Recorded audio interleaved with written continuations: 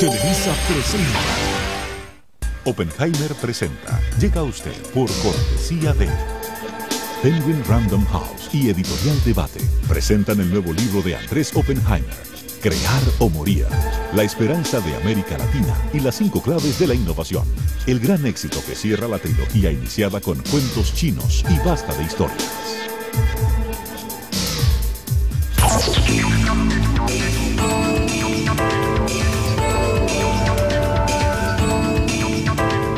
Hola, ¿qué tal? ¿Cómo les va? Soy Andrés Oppenheimer. Gracias por estar con nosotros en toda América Latina y Estados Unidos. Hoy vamos a hablar de la felicidad. Todos los años, a esta altura del año, aparecen los rankings de los países más felices del mundo. Y en varios de ellos aparecen en los primeros lugares muchos países latinoamericanos. ¿Somos los latinoamericanos realmente los más felices del mundo? ¿O nos vendieron un buzón? ¿Cuáles son los países del mundo donde la gente es realmente más feliz? Y la pregunta de fondo, ¿el dinero compra la felicidad o no? Le vamos a preguntar todo esto al Premio Nobel de Economía Daniel Kahneman, uno de los premios Nobel más interesantes del mundo. Kahneman es un israelí estadounidense que es uno de los pocos que ganó el Premio Nobel de Economía siendo psicólogo. No es economista, es psicólogo. Su especialidad es el estudio de los mecanismos psicológicos por los cuales la gente toma decisiones económicas. Y es probablemente el principal especialista del mundo en este tema de la felicidad de los países.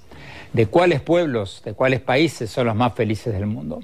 Vamos a ver la entrevista que le hicimos hace pocos días y más tarde en el programa vamos a hablar con Fermín Goni, el escritor español que acaba de escribir un libro fascinante sobre los últimos días de Simón Bolívar, un libro titulado Todo llevará su nombre, un título que les va a resultar bastante familiar a mucha gente en América Latina. Bueno, empecemos con los rankings de los países más felices del mundo.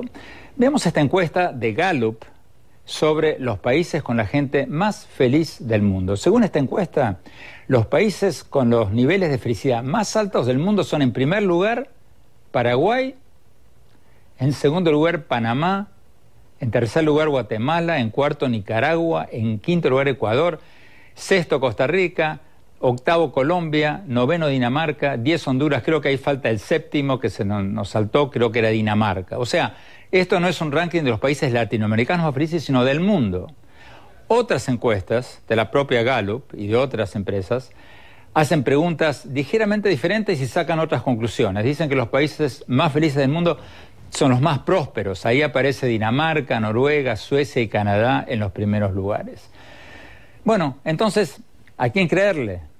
Vamos directamente a la entrevista con el Premio Nobel de Economía Daniel Kahneman. Veamos lo que nos dijo.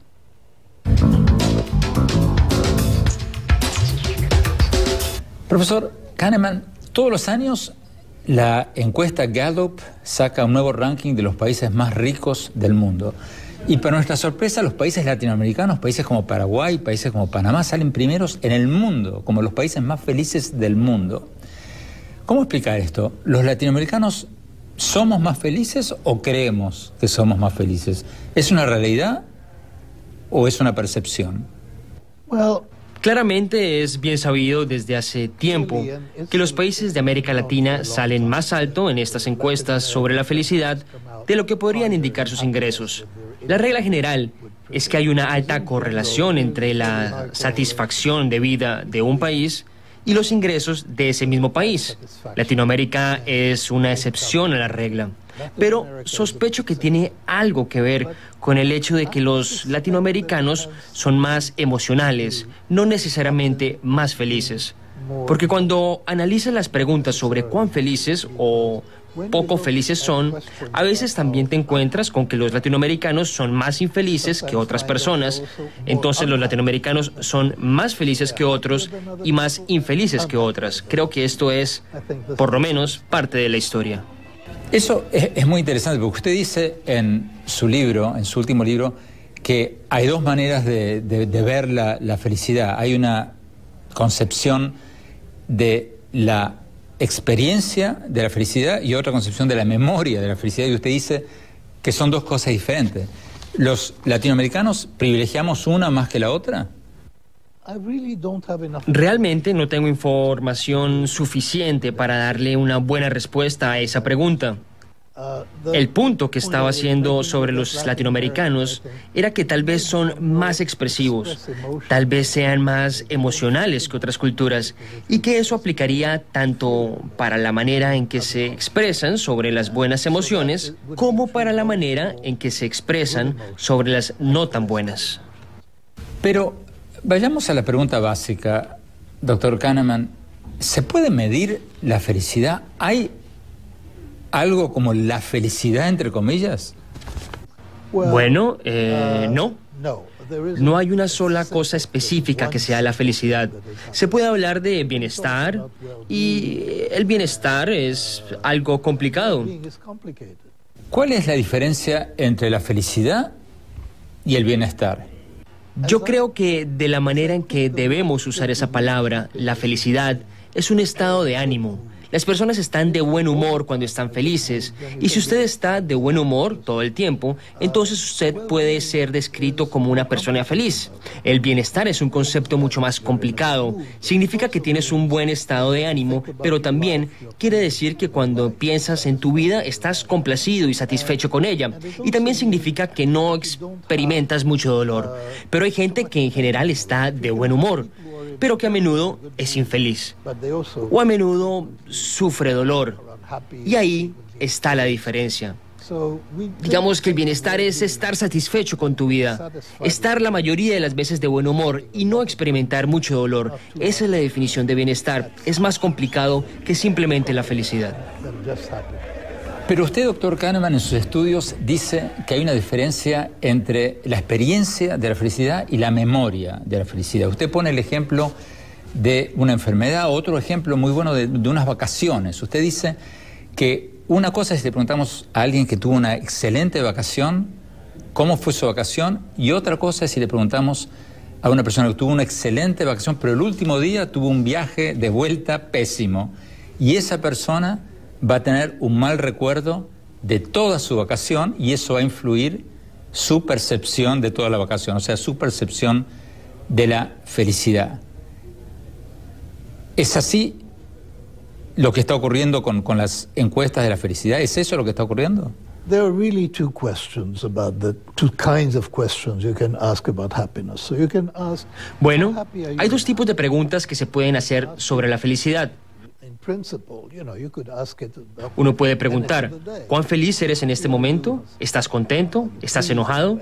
Hay muchas emociones que la gente puede tener. Y luego, hay una pregunta totalmente diferente que puedes hacer. Puedes pedirle a la gente que piense sobre su vida y que cuando piense sobre su vida, diga si está satisfecha con su vida o no. Es una pregunta totalmente diferente. Y resulta que las circunstancias que hacen feliz a una persona, en el sentido de estar de buen ánimo, no son necesariamente las mismas circunstancias que hacen que la gente esté satisfecha con su vida. Te voy a dar un ejemplo. Las personas con altos niveles de educación tienden a estar más satisfechas con sus vidas que las personas con menor nivel educativo, pero no necesariamente están de mejor humor, no necesariamente tienen un mejor estado de ánimo. Las personas que ganan más tiempo o más dinero están sin duda mucho más satisfechas con su vida que las que ganan menos, pero al mismo tiempo sufren los mismos estreses y a veces más que las personas pobres. Entonces, precisar cuáles son los factores que hacen que las personas estén satisfechas con sus vidas es algo complicado. Toma el caso del matrimonio y el divorcio. El divorcio es algo terrible para el índice de satisfacción de vida, pero sin embargo no es tan malo para el estado de ánimo. Para algunas personas estar divorciadas es en realidad un alivio. Entonces, todas estas encuestas, todos estos rankings de felicidad, ¿qué reflejan? ¿La experiencia de la felicidad o la última memoria, el último recuerdo que tenemos de la felicidad? Creo que se refieren sobre todo a la satisfacción de vida, que en Latinoamérica resulta ser muy alta. No el estado de ánimo, entonces, porque usted dice que los latinos tendemos a ser más emocionales y reflejamos más el estado de ánimo. Son personas emocionales, pero tienen mayor cantidad de buenas emociones que de malas emociones. Así que creo que el principal resultado acerca del cual las personas hablan es de bienestar de los latinoamericanos, no de la felicidad. Cuando los latinoamericanos piensan acerca de su vida, tienden a expresar un alto grado de satisfacción. Pero esto es porque cuando tú les preguntas cuán felices son con su vida en general, vas a obtener una sola respuesta. Sin embargo, si se les pregunta cuán infelices son con su vida, van a pensar en otras cosas. En la vida, tú puedes ser feliz e infeliz al mismo tiempo. Y los países escandinavos, los países del norte de Europa, salen primeros en los rankings de bienestar. Sí, los resultados de las encuestas en los países escandinavos generalmente son las más altas del mundo. En la mayoría de las investigaciones, ellos salen muy alto. Y lo que los caracteriza, además de ser países bastante ricos y pudientes, es el nivel de confianza que existe entre las personas, que es muy alto. Y el nivel de bienestar social es también bastante alto. Además, son países con un buen sistema de salud. Y la desigualdad es muy reducida.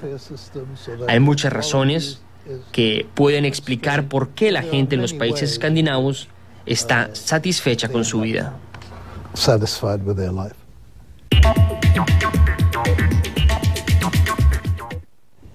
Tenemos que ir a un corte. Cuando volvamos, vamos a ver lo que nos dijo el premio Nobel Kahneman cuando le preguntamos en el ABC Forum American Business Council, una conferencia que se hizo en Miami, ¿qué hay de cierto en aquello de que el dinero no compra la felicidad? Ya volvemos.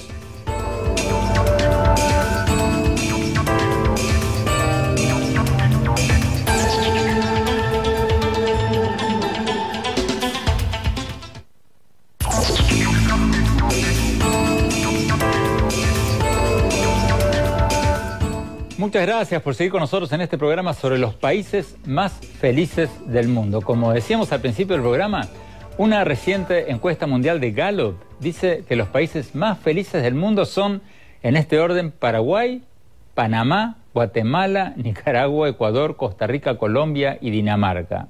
Del mundo, no de América Latina. Por esa y otras encuestas, la gran pregunta que nos estamos haciendo hoy es: ¿quién tiene razón? ¿Esas encuestas o las que dicen que Dinamarca, Noruega y Suecia, o sea, los países más prósperos, son los más felices? Sigamos con la entrevista a Daniel Kahneman, el psicólogo que ganó el Premio Nobel de Economía, quizás el mayor experto mundial en este tema de la felicidad de los pueblos.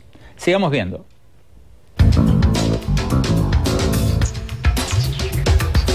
Doctor Kahneman, todo el mundo ahora está haciendo rankings de felicidad. Todo el mundo está midiendo la felicidad. El gobierno de Gran Bretaña está midiendo la felicidad interna, así como miden el Producto Bruto. Las Naciones Unidas tienen un ranking de felicidad, la OSD tiene un ranking de la felicidad. ¿Se puede medir la felicidad? ¿Es bueno medir la felicidad? Oh, money buys life satisfaction. El dinero compra satisfacción de vida. Y hay otra cosa que el dinero hace. Ser pobre es algo malo. No tanto porque ser rico es bueno, sino porque ser pobre puede llegar a ser algo muy malo. En algunos países más que en otros. Ser pobre es verdaderamente miserable. Usted ha dicho en uno de sus libros que el dinero no compra la felicidad, pero la falta de dinero asegura la miseria. That's true. That's exactly what I was trying to say now. Eso es cierto. Eso es exactamente lo que yo estaba tratando de decir. La gente sigue hablando de medir la felicidad y el bienestar, pero lo realmente importante no es medir la felicidad, sino medir la miseria. Yo no creo que sea tan importante medir cuán feliz es la gente. Lo importante es medir cuánta miseria y cuánto sufrimiento hay en la sociedad. Porque si medimos la miseria, tenemos algo en lo que podemos trabajar, una misión que cumplir. Es mucho más importante para una sociedad reducir la miseria de su población que mejorar la felicidad o la satisfacción de vida. Para que la reducción de la miseria se convierta en una prioridad, esa es mi postura. Entonces, usted es bastante escéptico sobre estos rankings de felicidad? There are many reasons to be skeptical about the measurements. Hay muchas razones para ser escépticos acerca de la medición de la felicidad y el bienestar. Pero el punto principal que me preocupa es que sería mejor que las sociedades se preocuparan más por la reducción del sufrimiento. Creo que la medición de bienestar no es la mejor idea. La razón de por qué tantos esfuerzos se han hecho para medir el bienestar es que la gente no es feliz. Los gobiernos no están contentos con el Producto Bruto Interno, que pide o que mide el éxito de una sociedad, por lo que están buscando alternativas. Y el bienestar parece ser una alternativa. Pero, doctor Kahneman, además de lo que usted acaba de decir, que además de medir la felicidad habría que medir mucho más la miseria, ¿no hay un peligro que estos rankings de felicidad induzcan a gobiernos autoritarios o totalitarios a decirle a su gente, ustedes son pobres pero son felices? O sea, que vendan una idea de felicidad que no tenga nada que ver con la realidad. Esa es una de las razones por la que estamos preocupados por la medición de satisfacción de vida.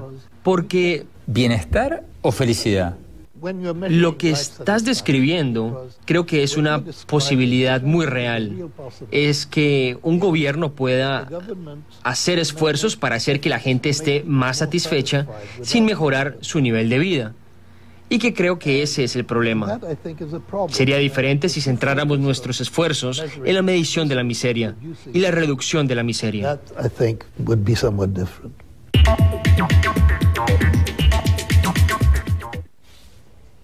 Nos están pidiendo corte. Cuando volvamos seguimos con la entrevista con el premio Nobel Daniel Kahneman y más tarde Fermín Goni, el escritor que acaba de escribir esta novela sobre los últimos días de Simón Bolívar. Ya volvemos.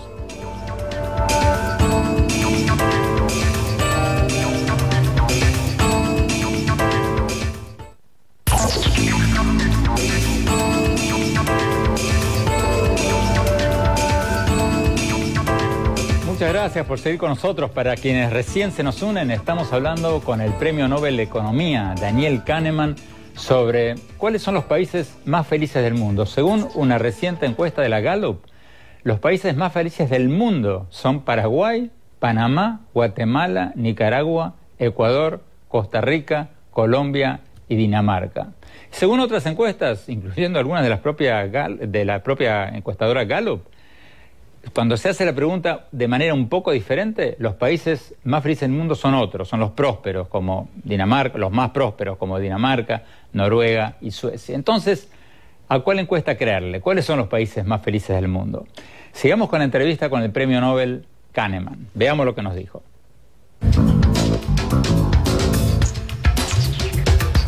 Doctor Kahneman, en su libro usted habla de el pensamiento lógico y el pensamiento intuitivo. El pensamiento lógico, dice usted, tiende a ser más lento, un proceso más lento. El pensamiento intuitivo tiende a ser más espontáneo, más rápido. Pregunta, ¿hay países que tienden a pensar más lógicamente y países que tienden a pensar más intuitivamente? Well, I think, it's... Bueno, la respuesta corta es que sí. Sin duda. En las sociedades con altos niveles de educación, la gente tiende a razonar más. Y la racionalidad es un factor importante. Sin embargo, hay culturas que promueven la toma de decisiones impulsivas. Y en estas culturas, las decisiones impulsivas no son vistas como algo malo.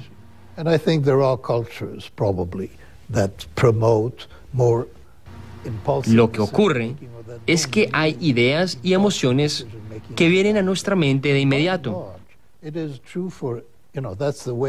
Y por otro lado, hay pensamientos que uno debe digerir con más cuidado y que no son necesariamente lógicos. El pensamiento lento, lógico, no siempre es perfecto. Slow thinking is not always perfect. Precisamente eso le iba a decir, doctor Kahneman, porque usted mismo dice en sus escritos que no siempre el pensamiento lógico lleva a las respuestas más acertadas. It is absolutely true that in most cases, it's not only in few cases. En la mayoría de los casos, actuar de manera intuitiva y hacer lo primero que se le ocurre a uno, naturalmente, es lo correcto. Cuando te paras en una esquina antes de cruzar la calle, tienes una intuición muy clara sobre si puedes cruzar con seguridad. No te paras ahí y calculas si puedes hacerlo. Simplemente lo haces. De la misma manera, al interactuar con otras personas, inmediatamente te das cuenta si les gustaste o no, de si puedes estar cómodo con ellas o no. Eso sucede de manera intuitiva, viene de manera natural. Conducimos intuitivamente, no pensamos en cada movimiento que hacemos con el carro, simplemente es algo que nos viene naturalmente. La intuición es algo maravilloso la mayor parte del tiempo, pero hay momentos en los cuales la intuición nos hace cometer errores. El pensamiento lógico. El problema con el pensamiento lento o lógico es que el pensamiento lento no es siempre lógico, porque las personas no son muy buenas con la lógica. Y muchas veces, incluso cuando tratan de pensar lógicamente, no pueden hacerlo. Lo principal que hablo en mi libro es que el pensamiento rápido o intuitivo a veces influencia el pensamiento lento o lógico, sin que te des cuenta de ello. Déjame darte un ejemplo. Si yo te pregunto, ¿por qué tienes las opiniones políticas que tienes? Tú me darás razones. Todo el mundo te dará razones. Porque todos tenemos nuestras creencias. Pero probablemente no sean ciertas. ¿Por qué es? Lo que quiero decir con esto es que tú no tienes tus creencias políticas por los razonamientos que has hecho, sino que la cosa es al revés. ¿Y qué causa esos pensamientos? Lo que causa las creencias está en la historia personal de cada individuo, está en la forma en la que cada uno fue educado, en las personas que ama y en las personas en que confía. De ahí es de donde vienen nuestras creencias. Los razonamientos vienen después. Eso sería como el motivo por el que somos hinchas de un equipo de fútbol y no de otro. Absolutamente. Cuando se piensa en la cantidad de religiones diferentes que hay y que existen personas que están dispuestas a matar y a morir porque creen en una religión y no en otra. Y la mayoría dicen lo mismo. La mayoría de las religiones dicen lo mismo, pero las diferencias existen y las personas están absolutamente convencidas de que su religión es la verdadera y que todas las demás están equivocadas. Las personas que fueron criadas bajo la religión judía creen que su religión es la verdadera. Y las personas que fueron criadas bajo la religión musulmana creen lo mismo de su religión. Claramente, estas son ideas que los niños adquieren cuando empiezan a socializar, cuando empiezan a ser educados. Las razones que tienen para creer en tal o cual religión claramente vinieron después. Con la política ocurre lo mismo. Si entiendo bien, los latinos, por lo que usted dice, asumo, tendemos a ser más intuitivos. ¿Es eso algo que podemos usar a nuestro beneficio, que podemos usar para construir algo? It depends really how you are going to evaluate that. ¿Sabes una cosa? Realmente depende de cómo mires las cosas. Porque si se hace la pregunta de ¿qué es mejor para la economía? Yo diría que las sociedades que llevan la ventaja son las que promueven el autocontrol en lugar de impulsividad. Hay un libro muy importante llamado La prueba del marshmallow o La prueba del caramelo, que trata del autocontrol y de cómo se desarrolla el autocontrol. Estoy seguro de que este libro está traducido al español ya y de que debería ser un bestseller. Este libro muestra cómo el autocontrol de los niños permite pronosticar el futuro de su vida. ¿Autocontrol? Self-control. You know that the marshmallow test by my friend. Ejemplo, el libro de Walter Mischel, un psicólogo muy importante, dice que tú puedes tomar un niño y llevarlo a una habitación y ahí hay un caramelo en la mesa. Luego hay 2 caramelos en otra mesa. Y les dices, voy a volver en un rato. Y si puedes esperar hasta que yo vuelva, te puedo dar los 2 caramelos. Pero si tocas la campana, una campana que hay ahí, antes de que yo regrese, puedes tener el caramelo que está solo inmediatamente al lado tuyo. Esto es una prueba de autocontrol. Un niño de 4 años solo en una habitación frente a 2 caramelos y con una campana.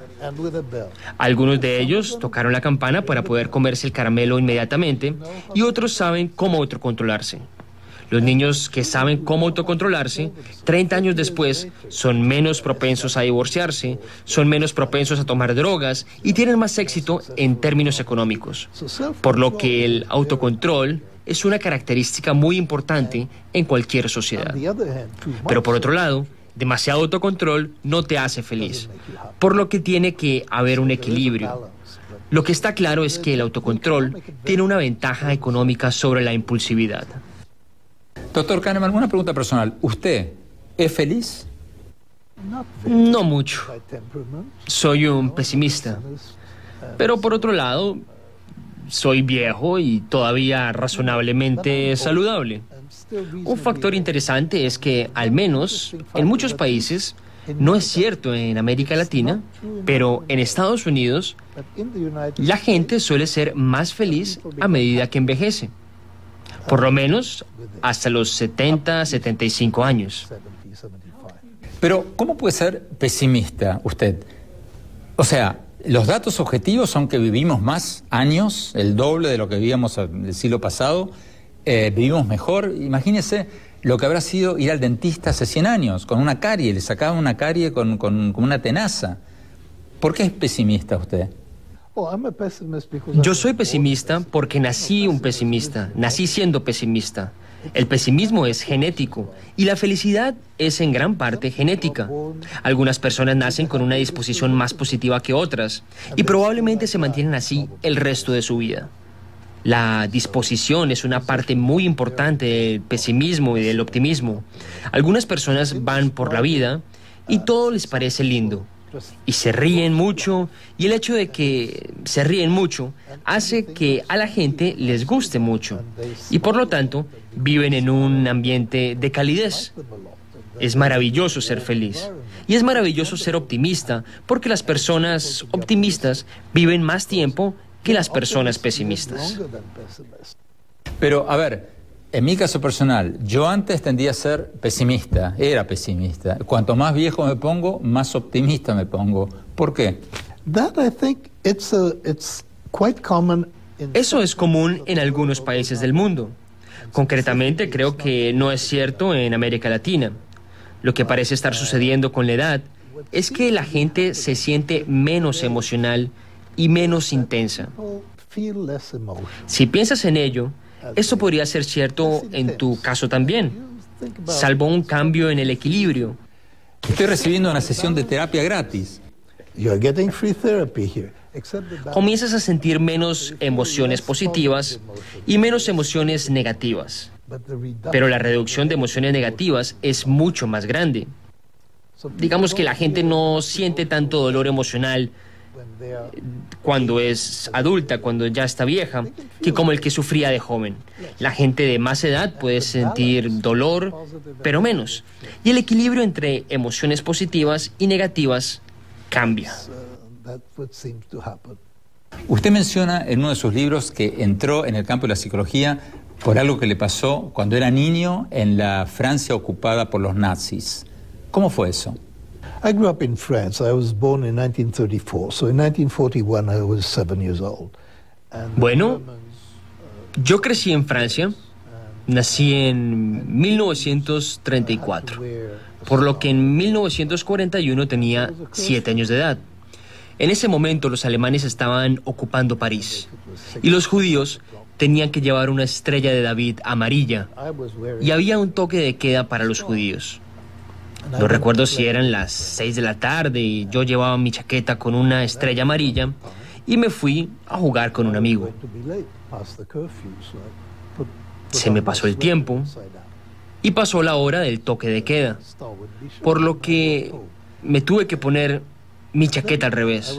con la estrella de David hacia adentro para que no se viera.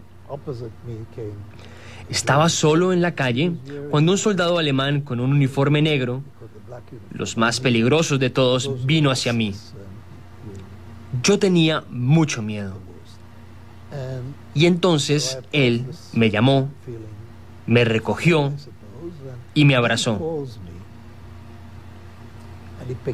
Tenía mucho miedo cuando me abrazó, porque él podría quizás ver mi suéter y ver mi estrella de David. Sin embargo, sacó su billetera y me mostró una foto de un niño pequeño. Sacó un poco de dinero y me lo dio. Yo no diría que estudié psicología por ese encuentro, pero esa historia me dio la pauta de lo complicada que es la naturaleza humana.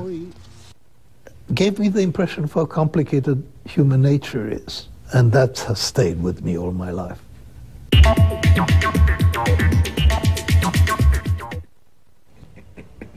Fascinante la complejidad de la personalidad de la gente. Tenemos que ir a un corte.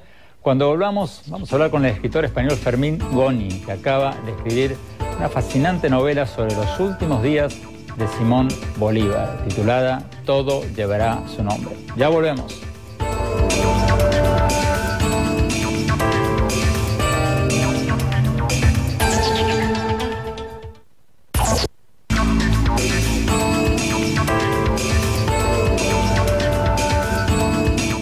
Gracias por seguir con nosotros. Tenemos con nosotros al escritor español Fermín Goni, que acaba de publicar una fascinante novela sobre los últimos días de Simón Bolívar, un libro titulado Todo llevará su nombre. Fermín, ¿es cierto esto que venimos escuchando siempre, que Bolívar murió en la soledad, en la tristeza, en el aislamiento? ¿Es cierto eso o es un mito de los historiadores? Sí. No, es de las pocas certezas que tenemos sobre Bolívar. Ah, sí. A ver, cuéntame, sí. ¿Cómo murió? Porque él muere en la quinta de San Pedro Alejandrino, en Santa Marta, Colombia, con una pequeña familia, con su pequeño estado mayor. No llegan a 12 personas, en una situación en la que el médico que le atiende no puede hacer nada, pero la férrea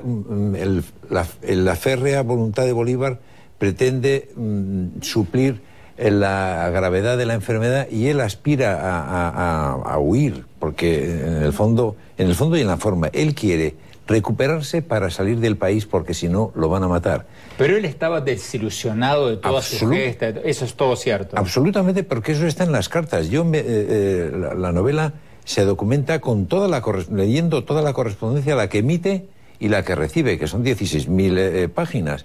Y entonces, en los últimos 6 meses, Bolívar dice frases tan tremendas como aquella de servir a la revolución es arar en el mar,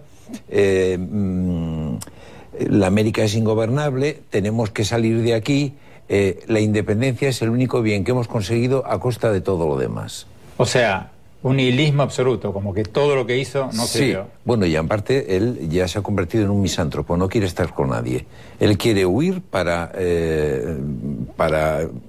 tratar de llegar a Londres y recuperar. Habiendo sido el hijo de una de las familias más ricas de Venezuela, la única propiedad que le queda, que son las famosas minas de Aroa, que se las ha vendido a través de un intermediario a un grupo de inversionistas británicos, y que no le han pagado.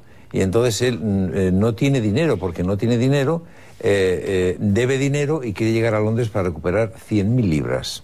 Fermín, ¿es cierto que murió de tuberculosis? Porque el difunto presidente Chávez decía que lo mató la oligarquía colombiana, llamó una comisión nacional, no sé cuántos millones de bolívares le dedicó a investigar si lo asesinaron.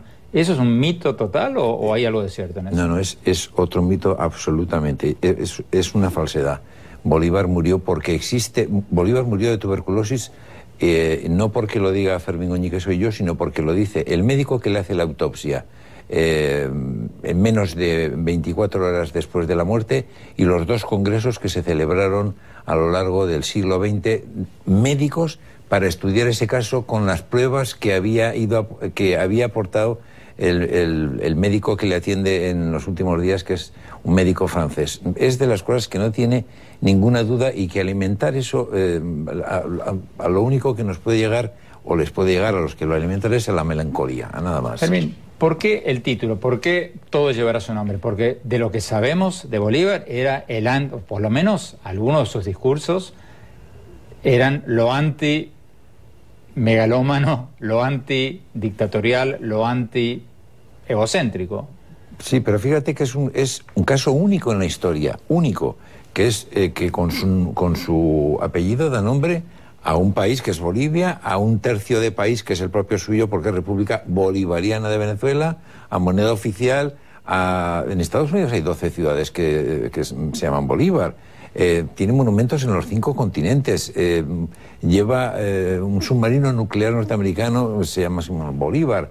Hay un satélite de comunicaciones, la mayor formación literal.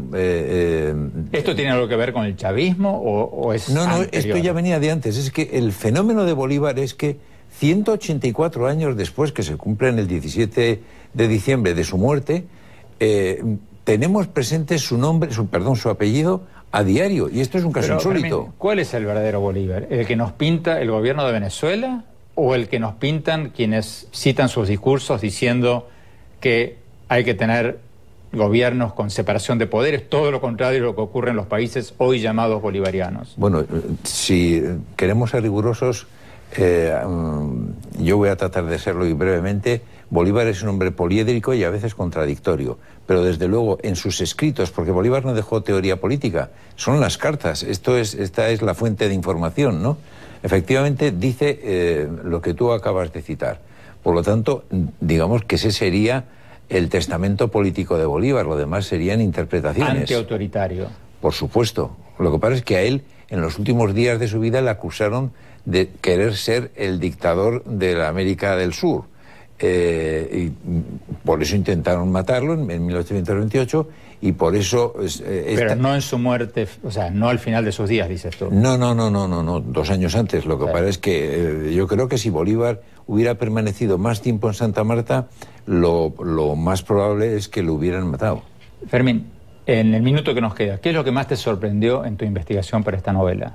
Bueno, la profunda amargura y tristeza y padecimiento moral que tiene Bolívar en los últimos días. Él muere porque tiene tuberculosis, pero muere porque se siente abandonado, traicionado y porque tiene absoluto pánico a que lo asesinen y antes de que él pueda salir de su continente y llegar a Gran Bretaña, que es el objetivo final. ¿Por qué lo escribiste como novela y no como investigación periodística? Pues porque resulta que de Bolívar no hay novelas. La única novela es la que hizo el maestro García Márquez, El general en su laberinto, y García Márquez deja al personaje en Barranquilla y yo le hago recorrer unos kilómetros más y lo llevo en estos 17 días hasta San Pedro Alejandrino y allá muere. Por lo tanto, había elementos para construir una novela de acuerdo a los patrones clásicos, planteamiento, nudo y desenlace. Aquí sabemos que el personaje muere, lo que pasa es que la novela no acaba con la muerte del personaje. Tú escribiste un libro anterior sobre Francisco Miranda. Correcto. ¿Quién te gusta más? Hombre, la vida de Francisco Miranda es... ¿Por qué hoy Bolívar es tanto más conocido que Miranda? Pues porque sucede que en la historia los que ganan las guerras son los que pasan a la posteridad y los que han tenido influencia previa o han ganado batallas, la historia los elimina. Fermín Goni, muchísimas gracias, muchísima suerte con tu nuevo libro, todo llevará su nombre. Suerte. Nos están pidiendo un corte, ya volvemos con nuestra conclusión final del programa de hoy, sobre todo sobre estas encuestas de las que hablábamos antes, cuáles son los países más felices del mundo. Ya volvemos.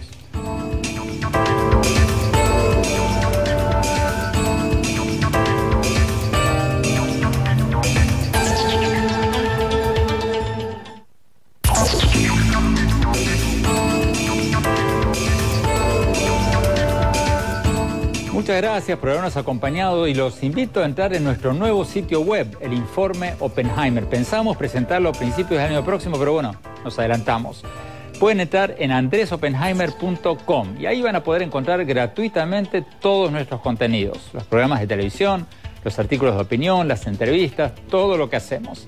Quienes se suscriban van a recibir todo esto todo el tiempo en forma gratuita. Y no se olviden de escribirnos a nuestro Twitter, @OppenheimerA, y díganos qué les parece nuestro nuevo website.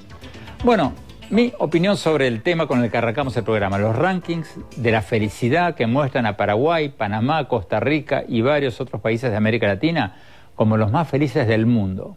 Y los otros rankings, los que muestran a Dinamarca, Finlandia y Suecia, o sea, los países más prósperos como los más felices del mundo. A mí me pareció fascinante lo que nos dijo el Premio Nobel de Economía Kahneman, de que todo depende de cómo se haga la pregunta. Porque una cosa es si se pregunta a la gente si se siente feliz, que es una pregunta sobre su estado de ánimo en ese momento, y otra cosa diferente es cuando se pregunta a la gente si mirando para atrás y mirando para adelante y haciendo una evaluación de su vida, está satisfecha con su vida. En el primer caso, cuando se mira el estado de ánimo del momento, salimos primero los latinoamericanos. En el segundo caso, cuando se toma en cuenta el bienestar y la prosperidad, salen primero los países como Dinamarca, Noruega y Suecia. Pero lo que me pareció más importante aún es lo que nos dijo Kahneman, el Premio Nobel, sobre su visión general de que estos rankings de la felicidad no sirven de mucho. Cuando dijo que estos rankings miden lo que no deberían medir, porque lo que deberían medir, lo que debería importarnos muchísimo más, no es cuáles son los países más felices del mundo, sino cuáles son los menos felices del mundo, los más infelices. No soy masoquista, lo que quiero decir es que medir los niveles de felicidad, como nos dijo el Premio Nobel, es algo que no es algo solo subjetivo, sino que es trivial, no conduce a mucho. En cambio, medir los niveles de infelicidad lleva a hacer algo para reducir la miseria y la pobreza. Creo que tenemos que cambiar estos rankings, que nos llevan a la complacencia, y fijarnos más en los rankings de la infelicidad, para ponernos las pilas y mejorar la calidad de la educación, la innovación, el crecimiento, la reducción de la pobreza, todas esas cosas.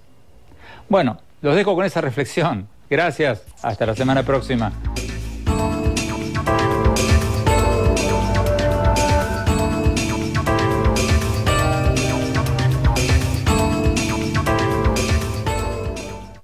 Oppenheimer presenta. Llega a usted por cortesía de Penguin Random House y Editorial Debate. Presentan el nuevo libro de Andrés Oppenheimer, Crear o Morir.